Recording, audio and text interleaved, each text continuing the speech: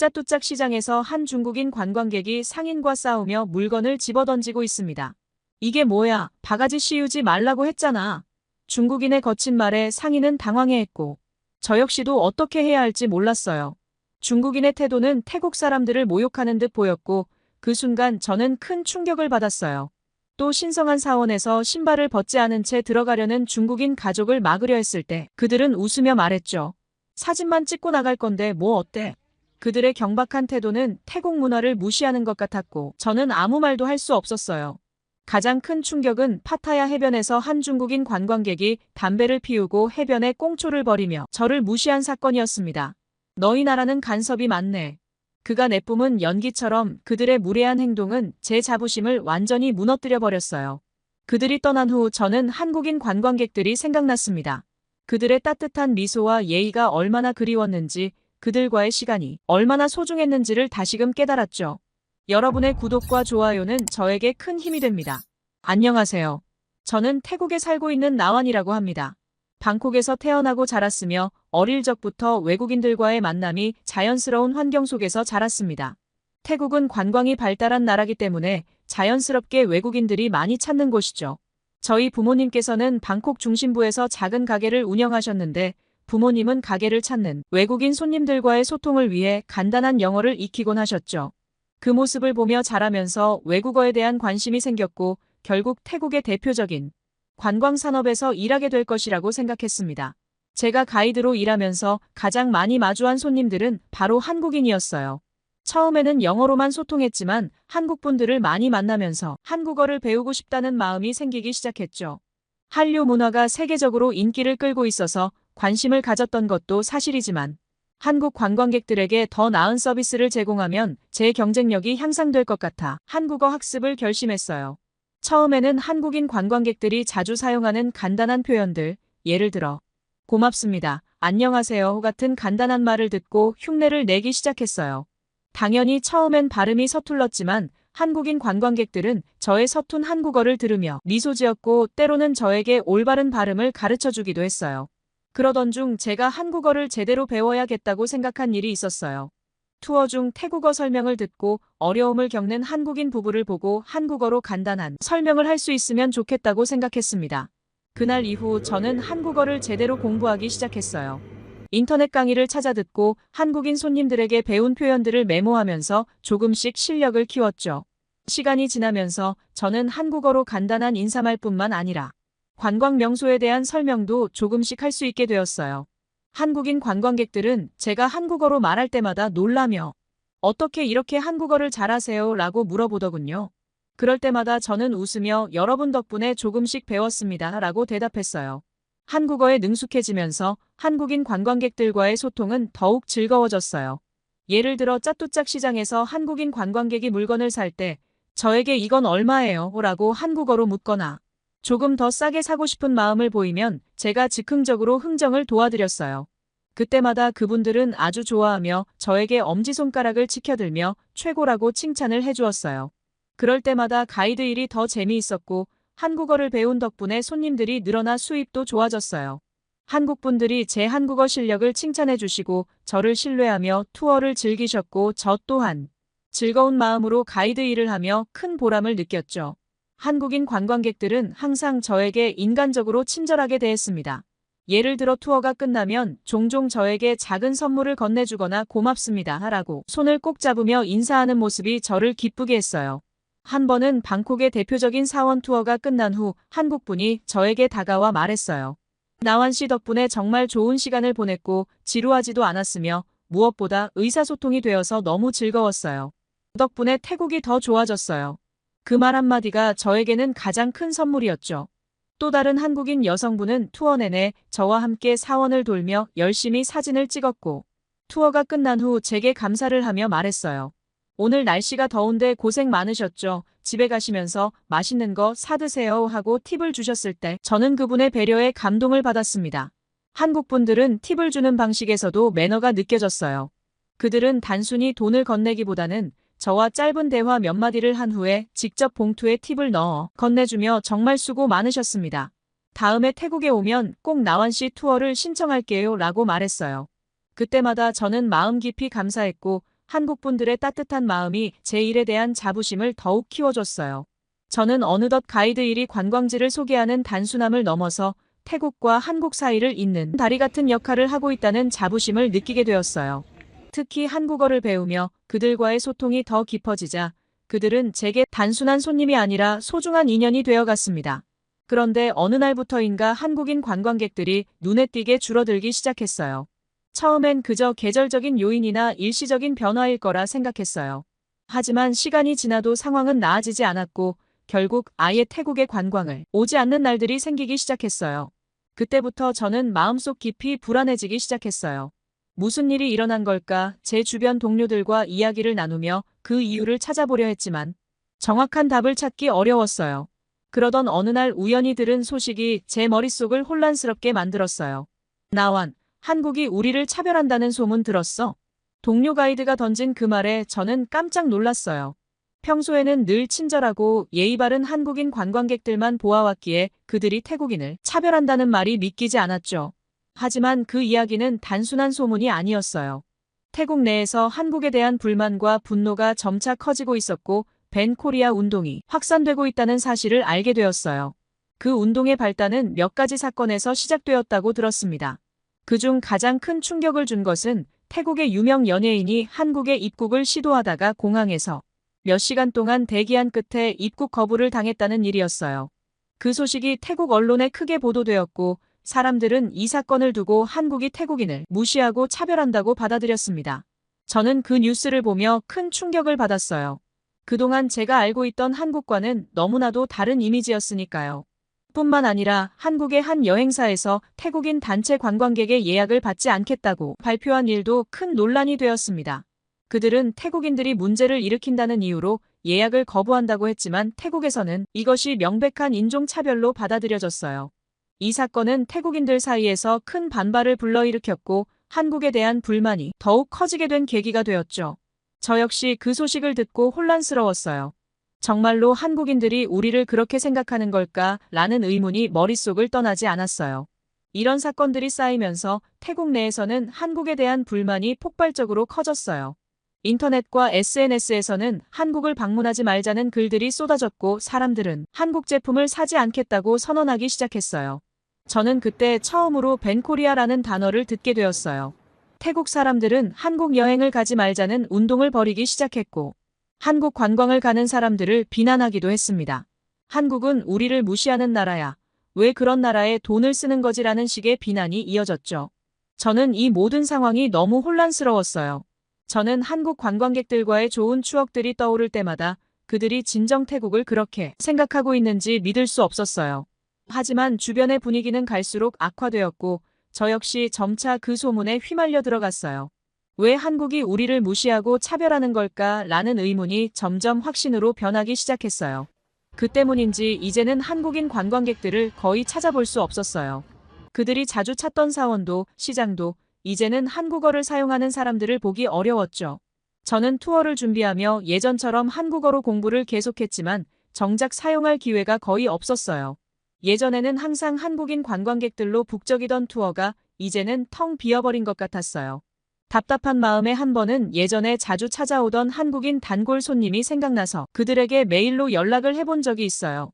그러자 수십 메일에서 온 답변은 나완 씨, 요즘 태국에 가는 게 좀 꺼려져요. 주변에서도 태국 가는 걸 말리는 사람들이 많고 분위기가 좋지 않다고 해서요. 나완 씨가 보고 싶지만 지금은 어렵겠네요. 다음에 갈 기회가 있으면 연락을 드릴게요. 그 메일을 읽고 나니 사태의 심각함을 깨닫고 가슴이 무겁게 느껴졌어요. 그분들이 다음에 태국에 오면 저에게 연락을 준다고 하는 답변은 고마웠지만 그분들이 태국에 오는 것을 망설이는 상황이 너무 답답했어요. 그런 시간들이 하루하루 지나면서 한국 관광객들은 점점 더 오지 않았어요. 저 또한 갑작스럽게 일이 끊기게 되었고 마음에는 답답함과 불안감, 우울감이 동반으로 생겨버렸어요. 한국 관광객들이 보내주던 따뜻한 말들과 감사 인사들이 그리웠고 그들이 사라진 빈자리가 너무 크게 느껴졌어요. 매일 아침 투어를 준비해도 이제는 더 이상 한국어로 인사를 나눌 손님이 없다는 사실이 저를 더 힘들게 했어요. 한국인 관광객들이 줄어들면서 다행히 그 빈자리는 중국인 관광객들로 빠르게 채워졌어요. 처음에는 저도 그들을 반갑게 맞이했어요. 태국의 관광업이 활기를 되찾을 수 있다는 생각에 기대감도 컸었죠. 하지만 곧 그 기대는 엄청난 실망과 분노로 바뀌기 시작했어요. 중국인들의 행동은 제가 이전에 경험했던 한국인 관광객들과는 달라도 너무나도 달랐어요. 한 번은 코끼리 보호구역에서 있었던 일입니다. 제가 안내하던 중국인 관광객들 중 한 가족이 코끼리와 함께 사진을 찍고 싶어 했어요. 그들은 코끼리를 가까이에서 보고 싶다며 저에게 계속 요청했죠. 저는 코끼리가 놀랄 수 있으니 안전거리를 유지하라고 설명했지만 그들은 전혀 듣지 않았어요. 가까스레 코끼리를 관리하는 사람에게 부탁을 해서 일정 거리를 두고 사진을 찍기로 했어요. 그런데 한 아이가 나는 코끼리 코를 만져보고 싶어라고 외치며 갑자기 뛰어들어 코끼리의 코를 잡아당겼어요. 코끼리는 깜짝 놀라 소리를 지르며 뒷걸음질을 쳤고 저는 너무 놀라 그들을 제지했어요. 안 돼요. 그렇게 하면 코끼리가 놀랍니다. 라고 외쳤지만 그 아이의 부모는 오히려 저를 비웃듯 쳐다보며 분노에 찬 목소리로 말했습니다. 코끼리 코 좀 만질 수도 있지. 우리 아이가 만지는 게 뭐가 문제야. 사진 한 장 찍으려고 하는 건데. 여행 왔으면 그 정도 서비스는 있어야 되는 거 아니야 하며 그들은 제 말을 전혀 듣지 않았고 오히려 그 장면을 영상으로 촬영하며 웃고 있었어요. 저는 그들의 태도에 너무나 화가 나고 분노했지만 더 이상 말을 하기가 싫었어요. 또 다른 일도 있었어요. 방콕의 유명한 왓 아룬 사원에서였죠. 이 사원은 태국 사람들에게 매우 신성한 장소로 여겨집니다. 그런데 중국인 남성 한 명이 사원에 도착하자마자 신발을 벗고 불상 앞에 올라가더니 갑자기 포즈를 취하며 사진을 찍기 시작했어요. 자신이 부처라고 일행에게 큰 소리로 말하며 웃는 겁니다. 그 장면을 본 저는 깜짝 놀라 그에게 다가가 여기서는 신발을 벗고 올라가시면 안 됩니다. 이곳은 태국에서 신성한 장소입니다. 라고 정중히 설명했지만 그 남성은 오히려 저를 밀쳐내며 말했어요. 사진 한 장 찍는 게 뭐 어때서 그래? 이게 그렇게 큰 문제인가? 그는 제 말을 듣지도 않고 다시 포즈를 취하며 사진을 찍기 시작했습니다. 그들의 웃음소리와 함께 퍼진 경박한 태도는 제 가슴을 쿵 내려앉게 만들었어요. 신성한 곳에서조차 중국인들은 최소한의 예의조차 지키지 않았어요. 저는 그저 그들을 바라보며 태국 문화가 이렇게 무시당할 수 있다는 현실에 좌절감을 느꼈어요. 그와 함께 분노와 무력감도 동시에 밀려왔어요. 이 신성한 장소가 그들에게는 단순한 사진 촬영 배경으로만 여겨진다는 생각에 할 말을 잃어버렸어요. 심지어 사원 투어가 끝난 후 그들은 쓰레기를 아무 곳에나 버리고 떠났어요. 작은 사탕 포장지부터 물병, 심지어 음식을 먹고 남은 봉지까지 그곳은 쓰레기로 가득 차버렸죠. 저는 중국 관광객들에게 가지고 오신 쓰레기는 봉투에 담아 가셔야 합니다. 이곳은 신성한 사원입니다. 라고 말했지만 중국인들은 저를 무시하며 지나가 버렸습니다. 그리고는 제게 하는 말이 그럼 내가 치우면 되잖아. 우리는 돈을 내고 왔으니까 내가 치워야지 라는 대답이었어요. 그들의 무례한 태도에 저는 말문이 막히고 말았어요. 태국에서 신성시하는 장소에서 그들이 보인 막무가내식 행동에 순간 가이드 일을 그만둘까도 생각이 들었어요. 그만큼 중국인들의 무례한 행동은 저의 자존감과 자존심을 완전히 짓밟아버렸어요. 그리고 더 황당한 일이 벌어졌어요. 중국인들은 투어 시작 전부터 주변 사람들에게 큰 소리로 떠들며 불쾌한 기운을 풍기더니 길 한복판에서 갑자기 아이의 대소변을 보게 하는 일이 벌어졌어요. 저는 너무나 당황해서 그들에게 다가가 여기서 그러시면 안 됩니다. 이곳은 공공장소입니다. 라고 말했지만 그 부모는 저를 쏘아보며 이렇게 말했어요. 너희 나라 화장실이 어디 있는지 알려줬어야지. 지금 우리 아이가 급하다는데 어쩌라는 거야? 그들은 잘못을 인정하기는커녕 오히려 자신들이 피해를 입었다는 듯한 태도를 보였어요. 가장 충격적인 사건은 파타야 해변에서 일어났어요.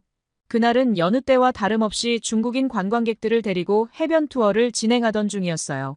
한 중국인 관광객이 갑자기 해변에서 담배를 피우기 시작했죠.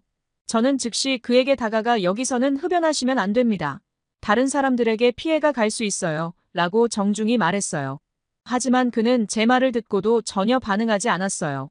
오히려 담배 연기를 저에게 내뿜으며 말했죠.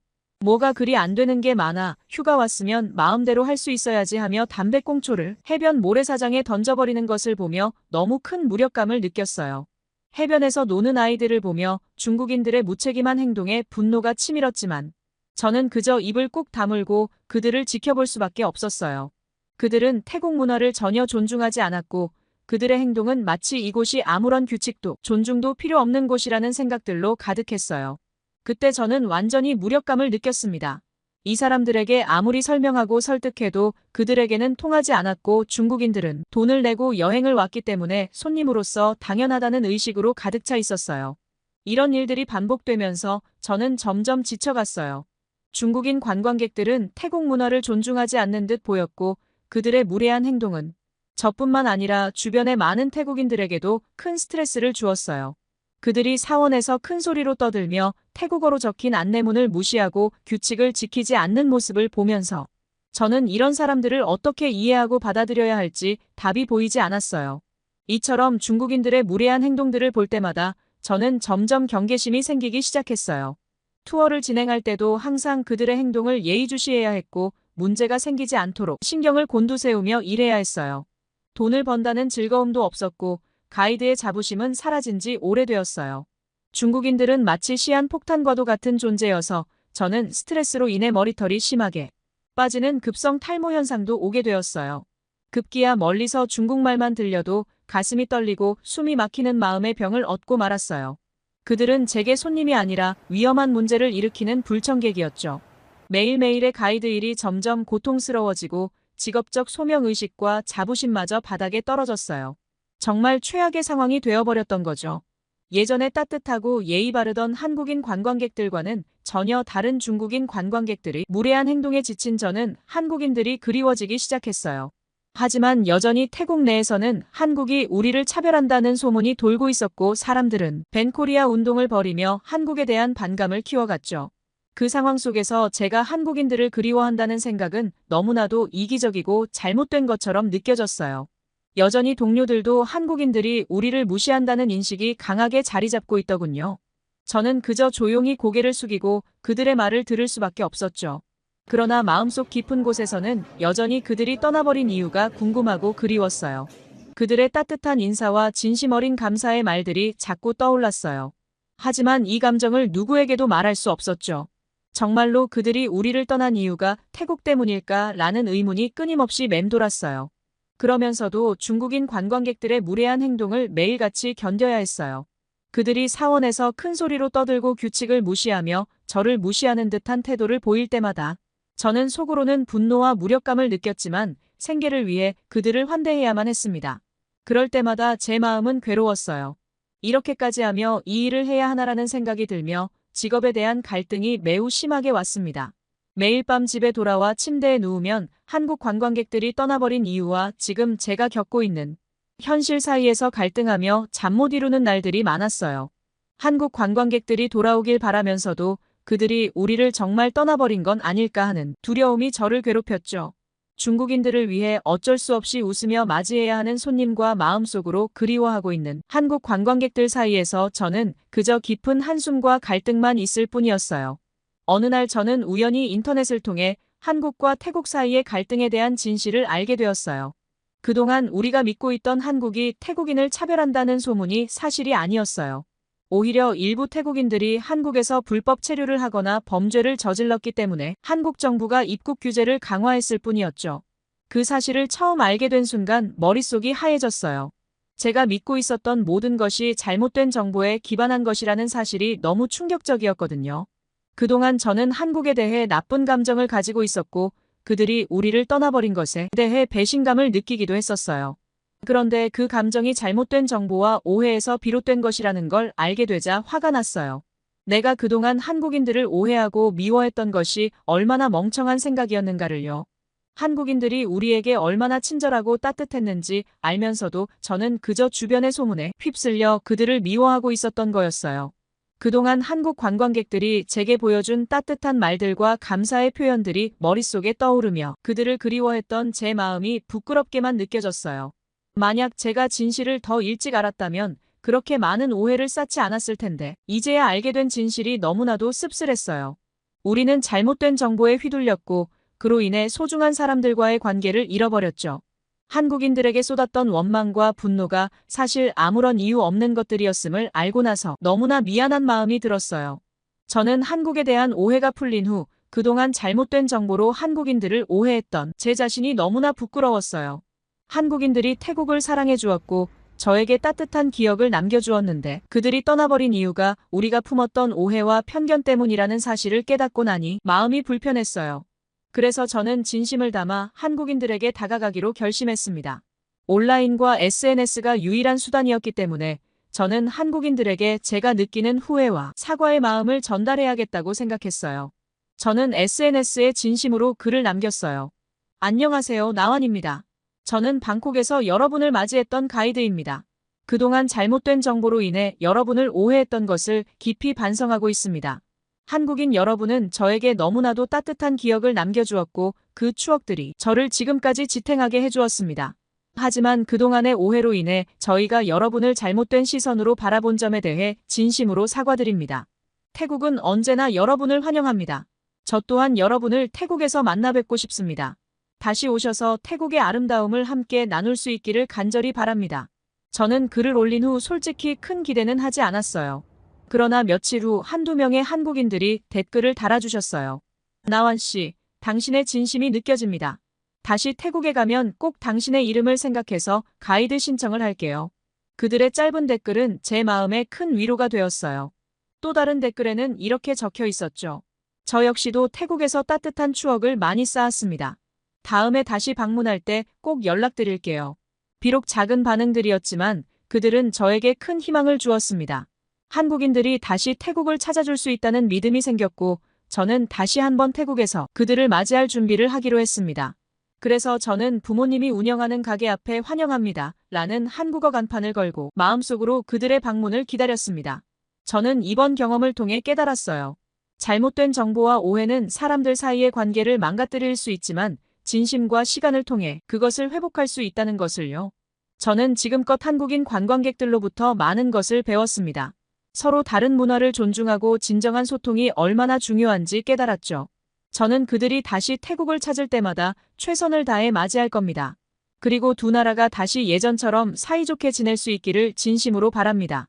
한국과 태국이 다시 손을 맞잡고 서로의 문화를 존중하며 우호적인 관계를 이어가길 간절히 바라며 저 또한 그 다리 역할을 계속 해나가고 싶습니다. 여러분의 소중한 의견들을 자유롭게 댓글로 남겨주시길 바랍니다.